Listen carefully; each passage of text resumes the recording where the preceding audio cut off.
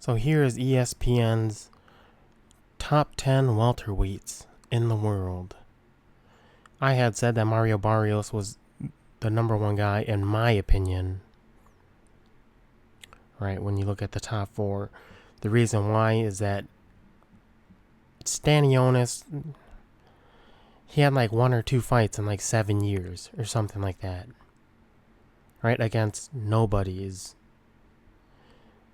So they put him at number 2.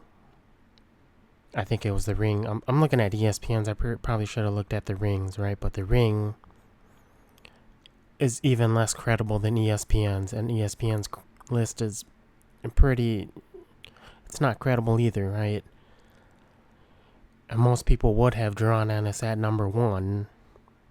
However, he's the low blows king. He probably should have been disqualified in like his last 8 fights or whatever was televised for however many nut shots he's thrown. Right? And then you look at, even Drawn Ennis, going back to Ennis, whenever he gets hit, it's like he's a bobblehead. Even though he's big and strong, he's fighting these pillow punchers and it looks like they're about to knock him out.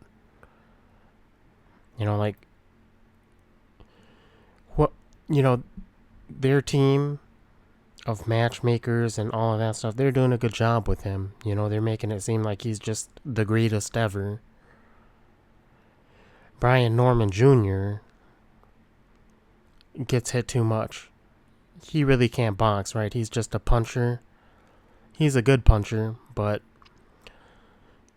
looking at all of his fights that are on the internet of Brian Norman, most of them are guys that just relentlessly go forward, where he can, as the much bigger man, right? He's not really a welterweight. He looks like a 154 pounder who's just hanging out at welterweight because he probably can't hang at his actual weight division. He gets hit entirely way too much. Right, so he fights Giovanni Santillan. Santillan suffers a bad cut. And as the champion, they opt to try to knock out Brian Norman Jr., right? Even with bad cuts on his eyes. It's like gambling and doing what is expected. But Brian Norman hits him, I think it was like with a big left hook. That's his big money punch. And Santillan goes down, right? But again, he was cut early. And the cut. The doctor probably could have just stopped it and labeled it as a TKO, right? But, like as I said, Santillan, knowing that their team, I think it's Robert Garcia, knows that it's going to be a TKO, so you have to knock the other guy out, right? When you're talking about cuts. That's just how boxing is. Mario Barrios, again, low work rate. I think just because I labeled him as the number 1, people were expecting a lot more from Mario Barrios. The issue with all of these welterweights is that nobody watches them anymore. Right? And so when you don't even watch the boxing, it's hard to even grasp what's going to even happen. And that's kind of what I was saying in my last video. To just look at the odds, look at the age, and then expect things that, right? You're expecting things to see something, but how would you even put it? Like, you're expecting something that you thought you've seen before or whatever, but it's like I'm lost for words. I'll come back to that, right? Devin Haney, number 5. Devin Haney got whooped by Ryan Garcia badly, and he's not even a welterweight, right? He's a middleweight, but I believe his last fight was at 140. Shakharam Gayasov, this guy I've never even heard of. Giovanni Santillan, I just talked about him. He got knocked out by Brian Norman. Rolly Romero. I don't know what weight class that was. Rolly Romero versus Ryan Garcia, right? Where he beat Ryan Garcia. If that was a welterweight fight, then I believe Rolando Romero is the welterweight champion for whatever belt it was that they were fighting for. Soleiman Sissoko, never heard of him. Raul Curiel, never heard of him. Right, so we're talking about these welterweights. Let's talk about the welterweights that all of them just retired now that they'd hit, 38. Besides, Terrence Crawford. Or they all moved up in weight or retired, right? I should say. How good was Errol Spence compared to the generation that came before him?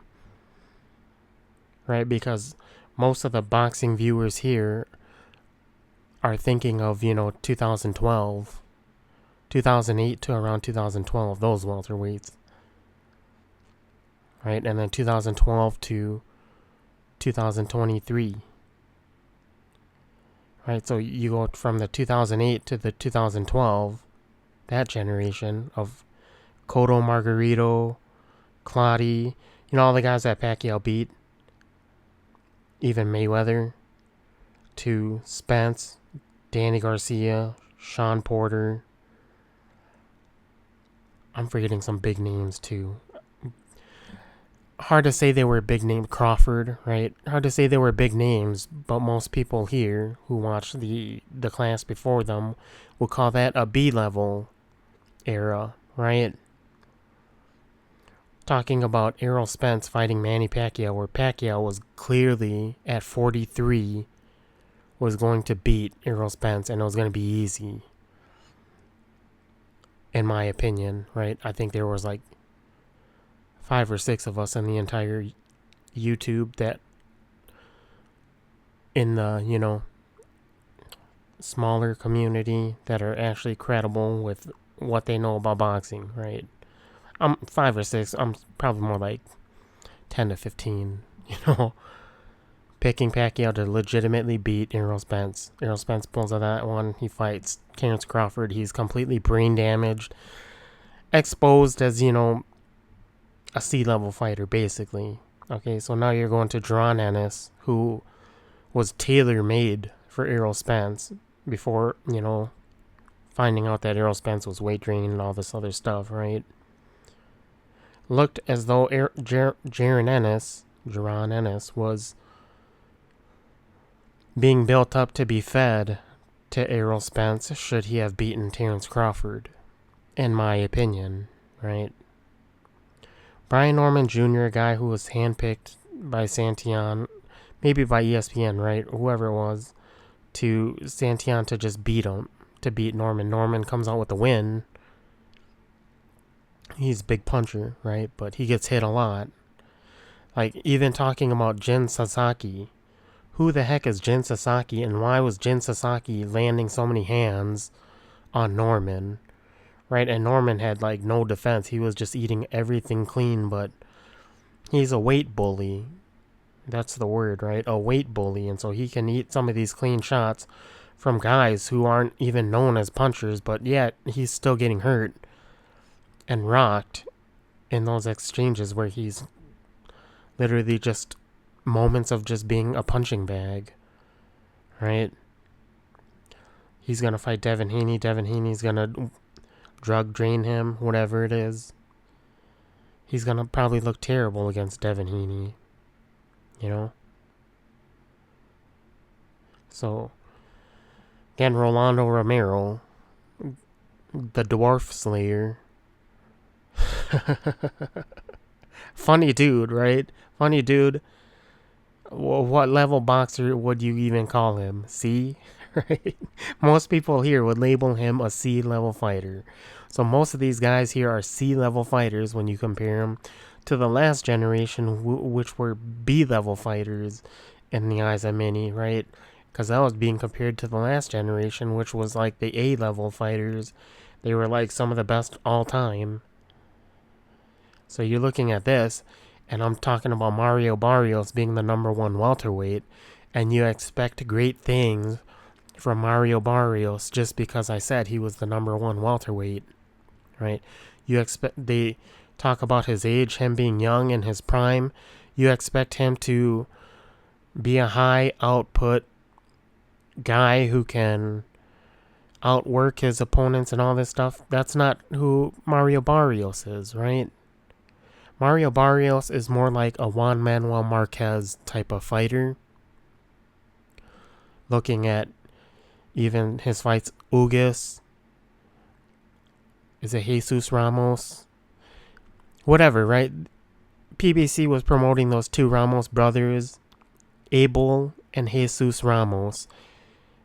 And even when I'm talking about these two guys from, it's almost like this generation and the last generation, those guys, right? Most people don't even know who Abel and Jesus Ramos is because they didn't watch boxing on PBC's end because they just didn't care at all to watch some of those fights that, honestly speaking, you had to pay for pay for whatever it was. I think it was at Showtime first, right? And then also whatever it was, the app that they had. But you're talking about PBC, every time they put a fight on the app, it gets taken down like 2 weeks later or something. And like, if you didn't find a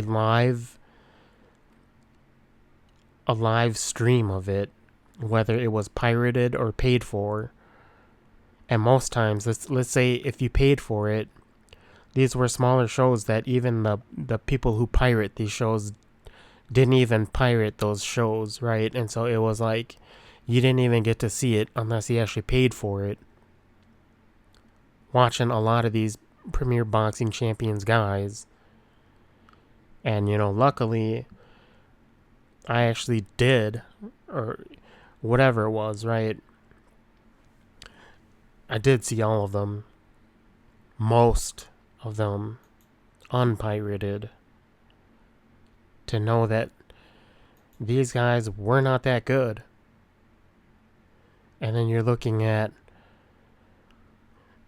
Barrios again. We're still talking about Barrios, right? Where his punch output has always been low, but he keeps himself in a hallway. He makes you fight in a hallway where he can use his length, and like I said, his inside game is actually pretty good because like when he throws a punch on the inside, it's because he's long.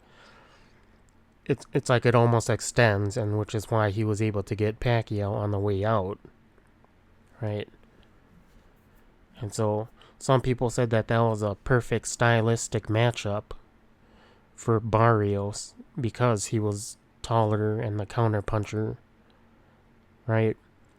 And so talking about Barrios as the number one against a Jaron Ennis, most people would pick Jaron Ennis to beat Mario Barrios should they have fought in an actual fight on paper, right? So on paper, most people were saying that Mario Barrios was the weakest welterweight champion of the 4 belt holders.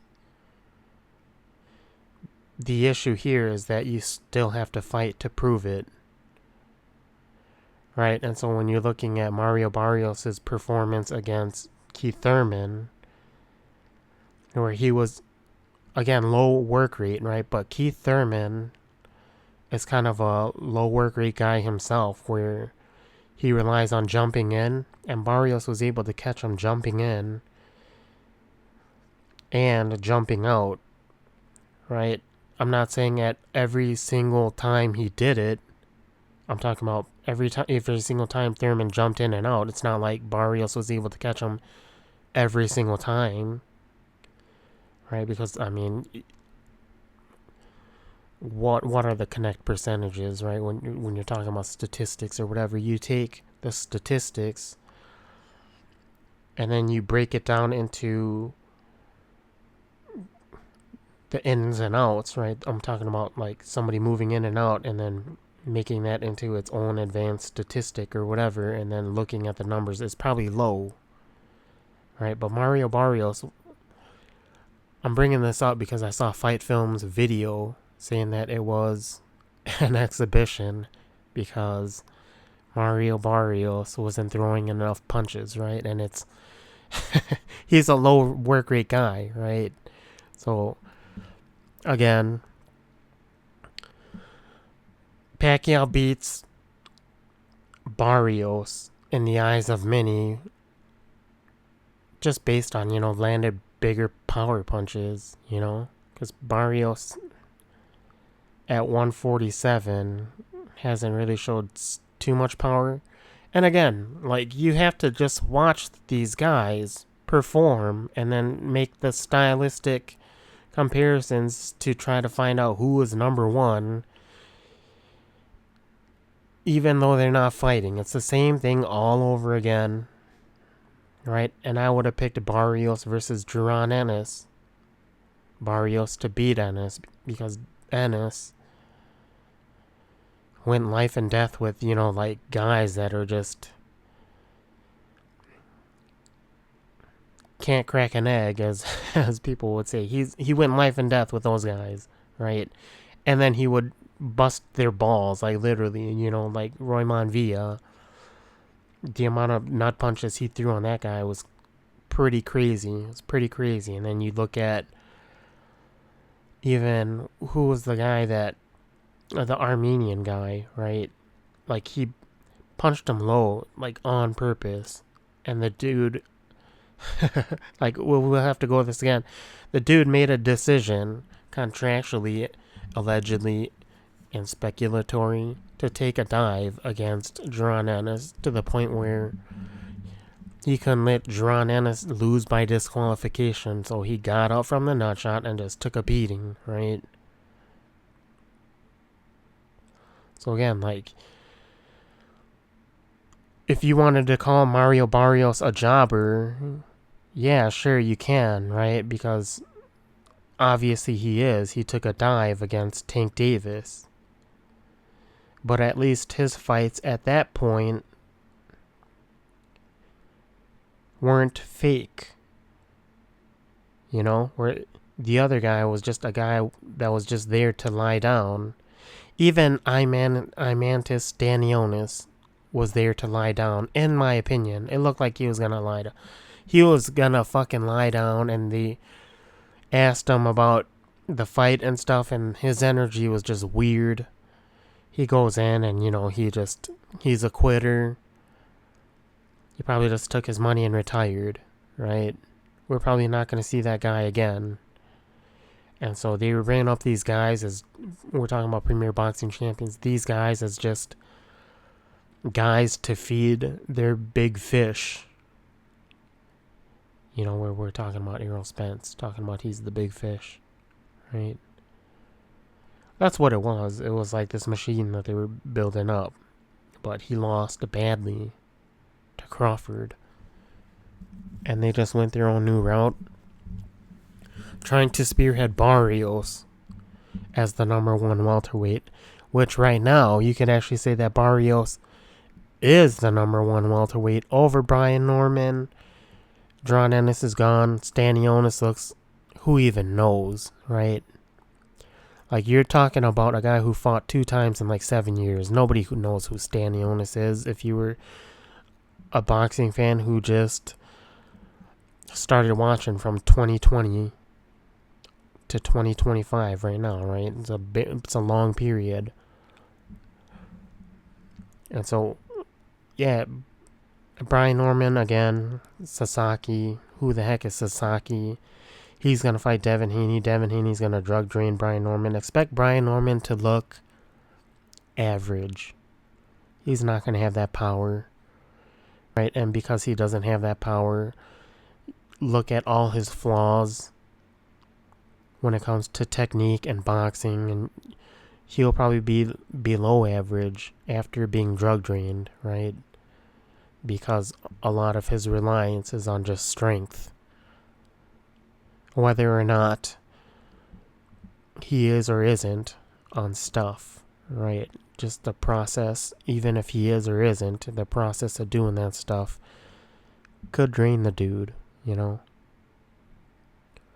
But again, it's it's a terrible division to the point where a 46-year-old Pacquiao, who, in my opinion, I didn't expect much from him, right? But he actually, the surprising thing here was that I thought Manny Pacquiao did better than what I thought he was going to do.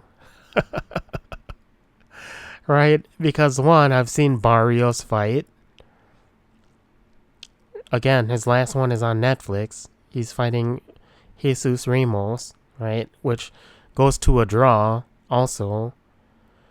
His fight with Yordanis Ugas in full is on YouTube. Same with in full with Keith Thurman. Same in full with Tank Davis. Same in full with the guy that it was like a Russian guy that he beat, that he, in whatever it is, right? So in the build up to Pacquiao versus Barrios, he's talking about the guy who like put the first real beating on him, right? And so you're looking at the career of Mario Barrios and the amount of punches that he's taken, he's a little bit washed, right? Especially if you watch the Abel Ramos fight. It's either Abel or Jesus, one of those two guys that I'm saying their names, you don't even know who they are, right?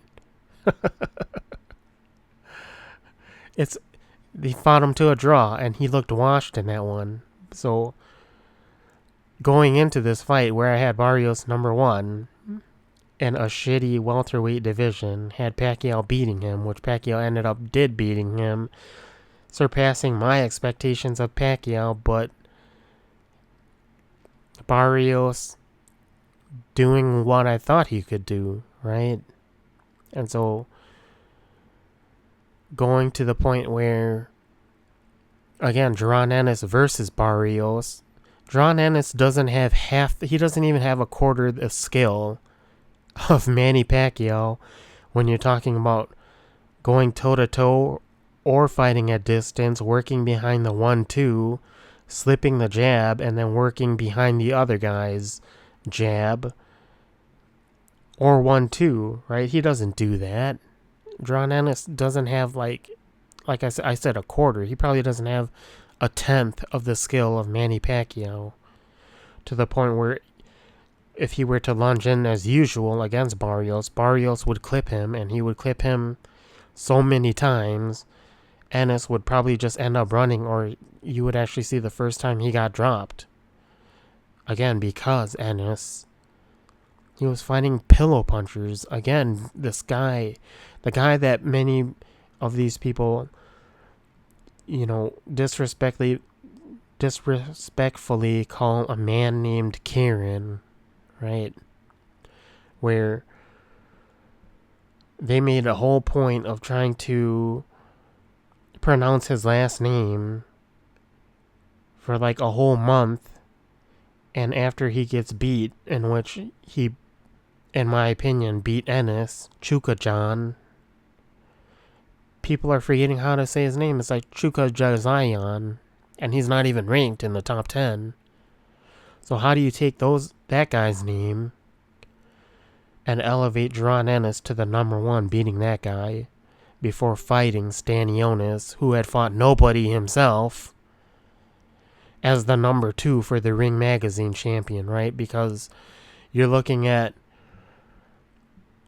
all of these promoters, they understand who the buyer is now, right? They've known who the buyer is since 2018. The buyer is not the viewer, it's not the American audience, it's not nobody. The buyer is Turki Al-Sheikh. That's the buyer, right? And so you're putting on a show, you're making him simp for these dudes, and all of that stuff. They're doing all of this stuff not for you, the viewer. They're doing it for Turki the Sheik, right?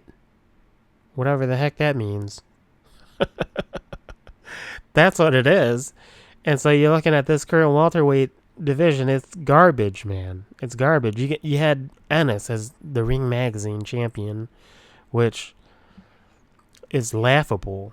At least if you had the money to make the fights happen, right? But again, they offered Ennis the money, and he keeps saying no because he doesn't want to make any of the fights happen. And again, people wanted to see Ennis fight Barrios because they thought Barrios was the weakest link. However, Ennis's team decided not to fight Barrios because they probably know just as well as anybody who actually looks at the stylistic matchups and all of this other stuff that he would probably go life and death with Barrios and probably lose. But that doesn't make Barrios any, like, the super, super duper good champion, right? You have to just watch him. It's just, he's a low work rate counterpuncher dude like Juan Manuel Marquez, where, yeah, he'll hit Keith Thurman on the way in and he'll have him out on his feet the last 5 rounds, but he's not going to go in and, go in and destroy him because he himself can't fight going forward too much himself, right? But he will stand his ground and make you come to him, right? Which, again, when you're looking at John Ennis, can't fight going forward either, or fight in a textbook manner right in front of the guy, toe to toe. He can't do that, right? Not really, without getting hurt, unless he's fighting like little ass dudes who, there's a clip of Lipinets. He rocks. Lipinets had like a leg injury or something like that. He was fat as shit, didn't even train, almost knocked John Ennis out, and John Ennis just go straight for the low blow, right? And what's his name? Lipinets just quits right away. So this welterweight division is just shitty. It's been shitty, and I think there was so many black dudes and so many cucks and simps that they thought it was just like the greatest era ever. And fast forward from 2023, the era's just shit, right? And it's been shit for forever. I'm not going to say for forever, for at least 7 years or something like that, which is a very long time, right? And then that's kind of like my thoughts on the welterweight division right now. People saying Barrios is a jobber. Yeah, he is, but all of these guys, man, they're right there with him, Whoever you want to be as the number one guy, you can make the argument for it. Especially now that Ennis is gone. And Ennis fought fucking nobody, right? He fought nobody. Thanks for watching.